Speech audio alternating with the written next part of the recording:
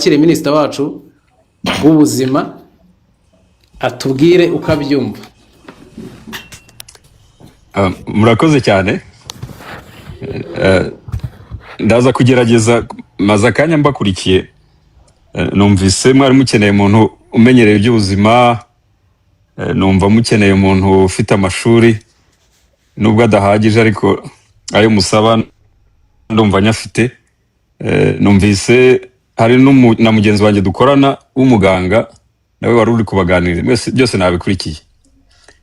Icyambere rero ni ukubabwira ko iki kibazo duhanganye nacyo ni cy'igihugu cyacu twese nk'abanyarwanda, ni ukwitabara. Ndabanza mbabwira amateka magufi. Buriya umuntu washaka gutera igihugu ntabwo ari ngombwa ko ajyana intwaro n'amasasu, ashobora gukoresha ubundi buryo burimo ubwenge butandukanye, ariko ibyageragejwe mu mateka y'isi kuva mu 1000 ni ugukoresha uburyo urubyiruko, abakiri bato, ubabuza gukura mu mutwe no gukura mu buzima ku buryo batekereza bakazatera imbere. Ubushinwa byabubayeho mu 1800 igihe bakolonizwaga n'Abongereza, babateza ikiyobyabwenge cyitwa opium, bagikuraga mu Buhinde bakakijyana mu Bushinwa, kugeza ubwo Abashinwa bose babaye batwa n'ibiyobyabwenge. Noneho abasirikare babo bananirwa kurwana, baratsindwa. Bose bari barishwe na opium. Muze kubisoma murabibona. Ubu murumva Amerika nayo iri hararwana nuko ibiyobyabwenge bitajya iwabo n'ibindi. Ni ingero nke nabahaga. So rero tumaze igihe inzego z'igihugu zaba iz'umutekano, iz'iperereza, izishinzwe iterambere ry'igihugu muri rusange, risuzuma ibintu byatuma u Rwanda rudatera imbere, bitari amasasu gusa mwumva mu bihugu duturanye. Izindi izo bita ngo ni national security threat, ikintu kibangamiye umutekano w'igihugu, ubwo icyo kiba cyanarenze ubuzima. Iki rero cy'inzoga cyaje ku murongo wa mbere mu bintu bibangamiye umutekano w'Abanyarwanda w'ejo hazaza, ubwo ubuzima twe twari twarashize. So izi nzoga rero muvuga zitwa ibyuma, nubwo hari abo zari zitunze, ariko zica benshi cyane, kandi ni rwica ruhoze, ni buhoro buhoro. Imibare mwashakaga irahari, ariko biriya umuntu wapfuye, iyo ubaze ngo yapfuye, abarwaye baba ari benshi cyane. Ku buryo nka life expectancy, ndabaha nk'urugero rw'Uburusiya, mu 1900 bagize life expectancy ya 50, y'abaturage bayo imyaka 50, bavuye kuri 70 kubera vodka banywaga nyinshi cyane. Natwe 70 twari tugezeho, twaprojectaga tukabona inzoga nizikomeza turaza kuva kuri ikizere cyo kubaho 70 tumanuke tube twagera no muri za 50, kubera ko abajene bacu barabinywa cyane. Rero inshingano yo kubaproteja ibireba societe, ntabwo ibireba umuntu ufite kontra runaka, ntabwo ibireba ngo tubijyane gahoro ngo banza babyumva. Buriya guhindura imyumvire y'abantu ari n'igihe bitwara imyaka myinshi cyane, rimwe na rimwe ntinahinduke. Nabaje kutwigisha ngo ntituzakora ibyaha amategeko 10, na n'ubu ibyaha abantu baracyabikora, kandi insengero zabaye nyinshi.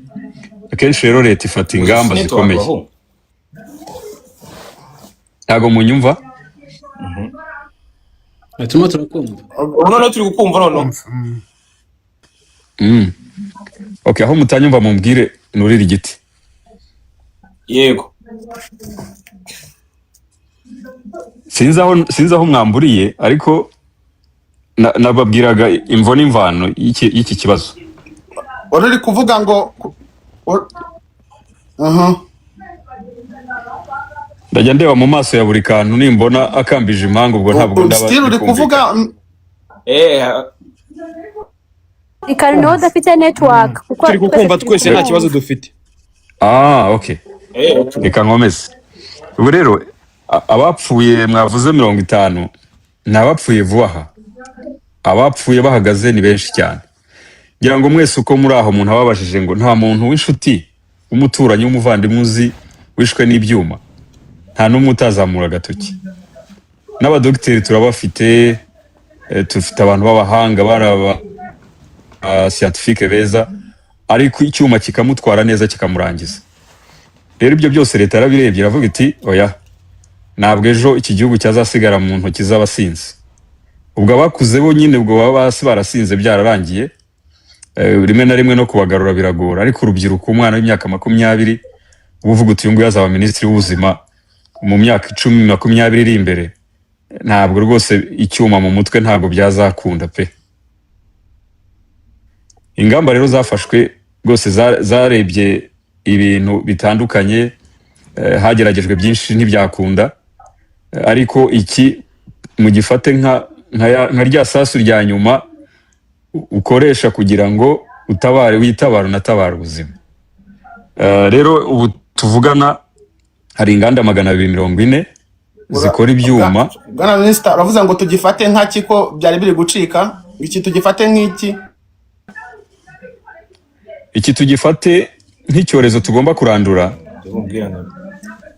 Allo? N'abandi ntabwo banyumva. Nimo turakumva. Ni cyaba buri kantu kabisa. Ntacyo, reka nkomeze ubwo banyumva, ntago ndi bubatindire kuko nanjye nari mfite umwanya muto, nagira gusa ngo nze kugira icyo mbasangiza. Ariko nk'abajene njye nifuza buri gihe kuganira n'abajene kuko numva uyu babwiye abantu benshi cyane bigihe kizaza. Abakuru hari n'igihe batakumva, ariko nanjye numva ndi umujene nubwo imyaka hari igihe umuntu ayibara agenda akuramo kugira ngo agume mu bajene, ariko ibi byuma nta cyiza kirimo pe, nta cyiza kirimo. Hari ababikoreragamo amafaranga biyumvikana bake, ariko byicaga abantu benshi. Hari imibare turi kwegeranya y'abantu barwaye umwijima, barwaye impyiko, usanga mu myaka iri imbere ni benshi dufite kwa muganga na benshi tuzagira, ariko ibi by'ibyuma nibigabanuka n'indi terambere riraza kuza. Kugira ngo ntabarambira cyane, niba hari n'ibibazo muze kumbaza, nagira ngo nsoreze ku ikintu kimwe. Leta y'u Rwanda yagiye ifata ibyemezo, abantu bakavuga batese ibintu ko bitumvikana. Hashira igihe abantu bakavuga ngo ariko uziko ibi bintu ntabwo twabyumvaga, kuko ntabwo nyine twari turi leta, ntabwo twari tuyoboye. Kuko kuyobora abantu buriya haba hari viziyo y'igihugu gifite, umuyobozi mukuru w'igihugu, natwe twese dufite ibyo dushinzwe. Iyo twicaye tuba tureba mu nguni zitandukanye, muri buri nguni tukavuga ngo iki gihugu nitudakora ibi tuzasubira inyuma, nidukora ibi tuzatera imbere. Muribuka Kigali, abari baravutse muri za 2000 ukuntu hari umwanda hariya bateka ibigori hariya aho bita kwa Rubangura, twajugunyaga ibishishwa by'imineke tuva kwiga i Butare. Gare ikiri hariya rwose hubatse Kigali City Tower, abari baravutse bashobora kuba babyibuka. Ari umwanda mu mujyi, twese umuntu ntabyo kuvuga ngo indabyo, ngo ibiti, ngo akayira k'abanyamaguru, byari ivumbi ritumuka, kandi ari muri kapitali. Leta iravuga iti no, reka dusukura umujyi wacu, ariko mureba abana bari kuvukira muri iyi Kigali ukuntu isa neza. Nibi by'ibyuma rero ni kimwe abantu bazabona akamaro kabyo, ari uko twatangiye kugira abantu bari soba benshi, abantu batagikubita ababyeyi babo, batakica abo bashakanye, batakigira ibintu bakora kubera ko ubwenge bwapayutse. So muri make Minister dasaba yego, turaje tubikurikirane buri kantu ako buri mureke dufatikanye dukubure ibi bintu byari bibangamiye ubwonko bw'abanyarwanda. Abantu babe soba, batekereze, dukora imishinga ifatika, ariko icyuma cyo cyari kitumaze. Reka mbe subikiye ahangaha, murakoze. Arakoze cyane Minister. Ubwo reka tugende none tugendere ku murongo, abantu bafite ibibazo ubwo turahera kuri buri kantu na buri nguni, ariko ntimuvugirane mu West Bay Depot. Namanitse hakiri kare. Bwana Minister, turagushimira ko waje ahangaha, abantu bamwe na bamwe turi kwibaza ngo ko itabi ryica bagashyiraho na stampu yabyo yuko ryica rigakomeza rigacuruzwa, kubera iki inzoga zo mwafashe umwanzo mukavuga ati aho bigeze zo niziveho, kuki bitajyanye n'itabi kandi mubizi neza ko naryo ryica? Murakoze cyane. Cyangwa ngo nawe bashyiraho karakantu k'agatwe yuko yica ariko abana binyweye. Ikibazo cyiza, ariko ndaguha imibare kugira ngo wumve impamvu umuntu agenda ahera ku gikomeye kurusha ikindi. Ubushakashatsi dufite buratwereka ko abanyarwanda banywa itabi bagabanutse bava kuri 13% bajya kuri 7% kubera ingamba zari zarashyizweho mbere. Abanywa inzoga bo bariyongereye ku buryo umugabo umwe kuri 2 arazinywa, umugore umwe kuri 5 arazinywa, biragenda bizamuka, noneho hajemo n'inzoga za dogere 40 no kuzamura. Rero inzoga nicyo kibazo gikomeye cyane. Itabi buriya nubwo ari ikibazo, ariko rinyobwa n'abantu bake cyane iyo urebye, ndetse imibare iragenda igaragaza ko bigabanuka. Ubwo naryo igihe cyaryo ntabwo kizatinda. Reka duhere ku gikomeye cyane kiri kwica abantu, ariko ubwo n'itabi naryo turifite ku murongo, nubwo ryo byagabanukaga mu buryo bugaragara. Icyanjye noneho ko kibaza, wavuze yuko ngo mu Bushinwa babwatatse bakoresheje ibiyobyabwenge, ngo ikiyobyabwenge kiri mu bwoko bwa opium. Birangira n'urugamba barutsinzwe. Sinzi uko wabisobanura, ubwenge bwanjye ntabwo wabwigiye hejuru cyane. Ariko noneho ikintu mbaza, mwarakurikiranye musanga wenda n'abacuzaga izi nzoga hano mu Rwanda nabo bari mu iyo propaganda, wenda hari aho bihuriye n'ibyo kugira ngo urubyiruko rwacu rumanuke rushyirwe hasi mu rwego rw'imitekerereze n'imibereho myiza bakoresheje icyo kunywa. Hari amakuru yaba hari wenda, cyangwa biracyari gukorwaho iperereza? Ikindi noneho reka mbibarize rimwe ikibazo wenda cy'abantu wenda babikoraga, urugero nkatwe twabyamamazaga, hari ababikoraga bakishyurira ababyeyi, hari ababaye jobless batafite akazi. Ibyo kurwo rwego byo hari ikintu leta irimo irabitekerezaho, urwo rubyiruko cyangwa abandi bantu bari bafite ahantu bahure n'inyungu ziva mu ibi byuma, bizagenda bafitemo akazi gahoraho, biri gutekerezwa gute? Reka mbere ko icyo cya kabiri, buriya leta ni nk'umubyeyi uba ufite abana, umwana akaba yajya ashobora kujya mu butumwa akagaruka, ashobora gukora ikosa akagaruka, ashobora no gukora ibyo atarazi ko ari ikibazo. Icyo gihe rero umubyeyi ntabwo ajya atererana abana be. Icyo ubwo ndagisubije icya kabiri.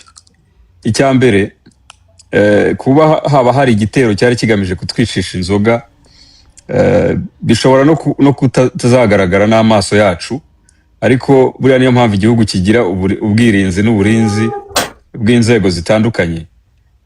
Kureba threat ntabwo ari ngombwa ko iba ari abantu bayorganije ngo bayizane. Ishobora no kwizana bitewe n'imyitwarire cyangwa se uko sosiyete itangiye kurangara.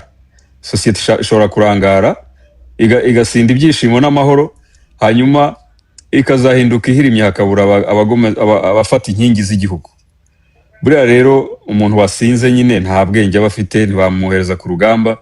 Buriya hari ubwo dukurikirana ingabo zimwe na zimwe, ntiriwe mvuga, bakavuga ko hari igihe bajya ku rugamba bafite ibyuma mu makote, hanyuma ntamenye ingabo ze nizo bari kurwana, rimwe na rimwe bakaba barasana hagati yabo.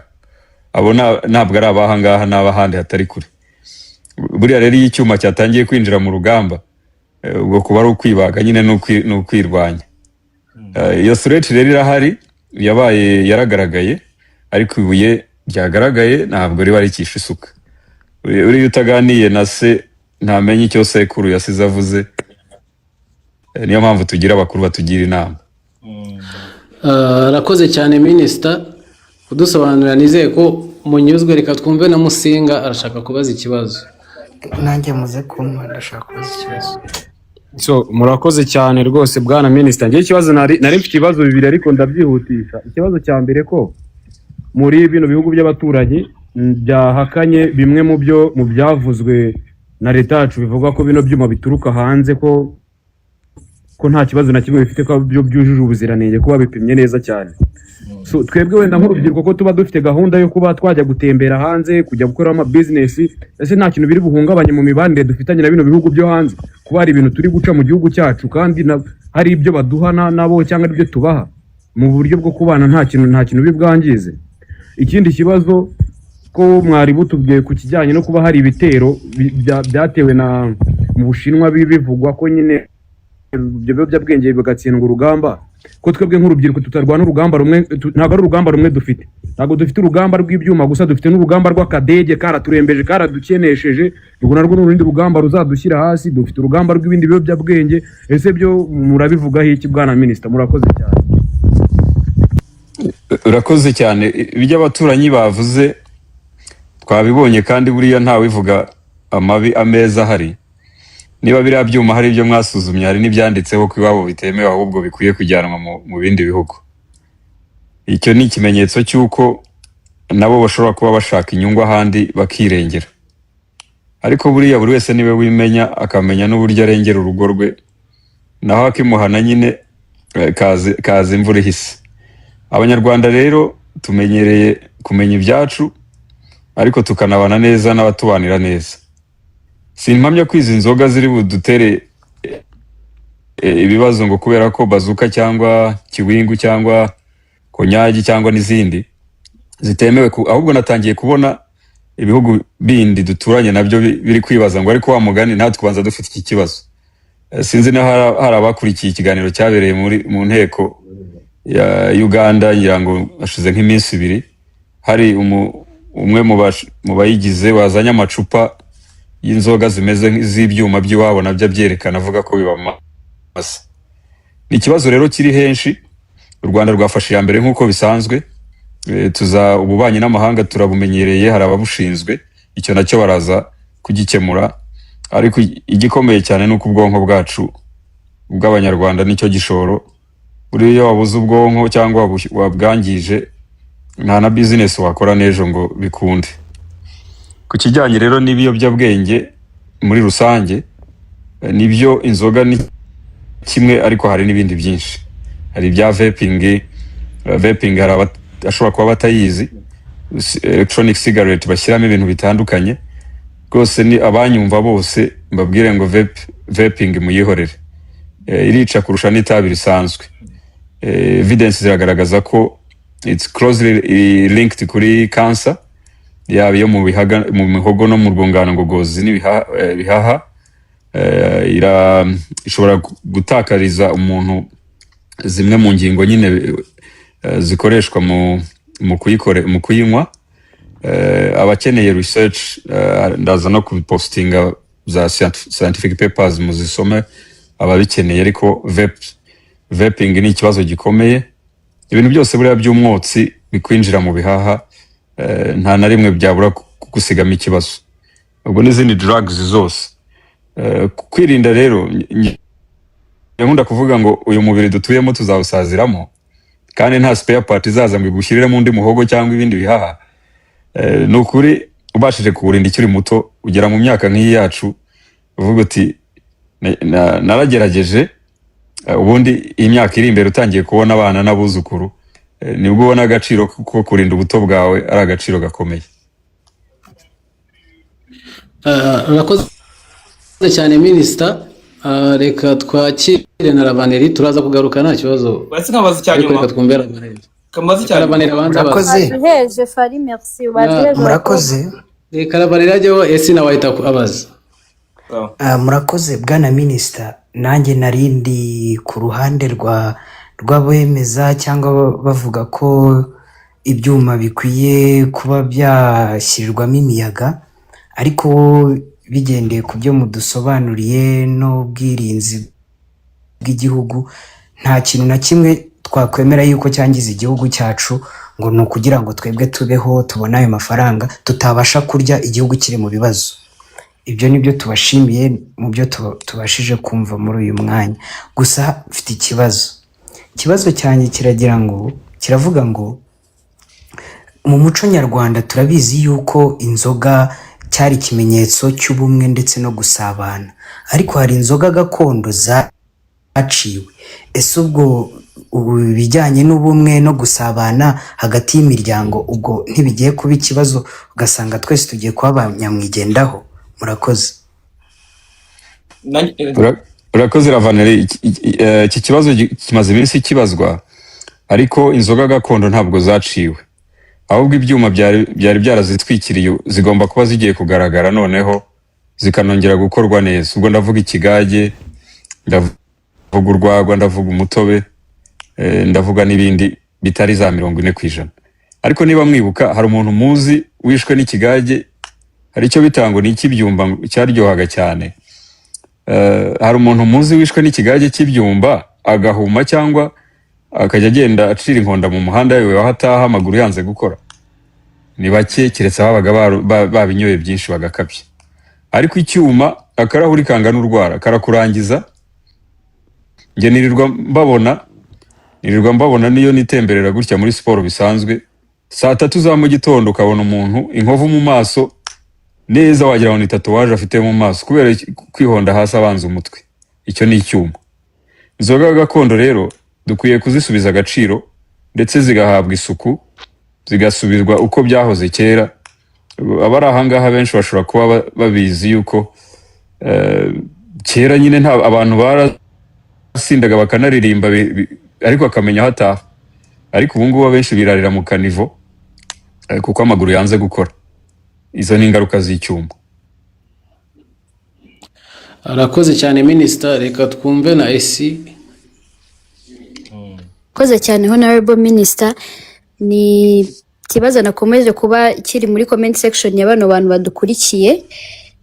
Ese abenshi bari kwibaza ese nimba koko ibi byuma byari biri dangerous ku buzima bw'abantu, ni ukubera iki byatinze kuba byavanwaho cyangwa se leta yabirebaho.